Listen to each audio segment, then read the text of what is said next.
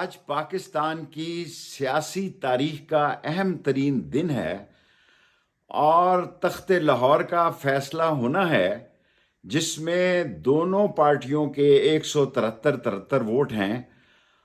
और जो लोग हम पे मुसल्लत किए गए और जिनकी वजह से मुल्क बुहरान का शिकार हुआ, जिसकी वजह से महंगाई और इस कदर बेरोजगारी का सामना करना पड़ा, उससे आप निजात हासिल कर सकते हैं। सिर्फ 4 घंटे बाकी रह गए हैं, बाहर निकलें।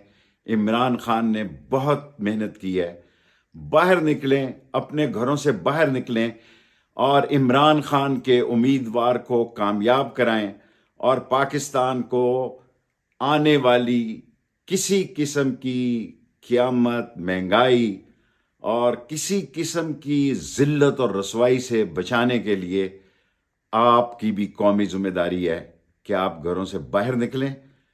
आप घरों से बाहर निकलें और इमरान खान के उम्मीदवार को वोट दें।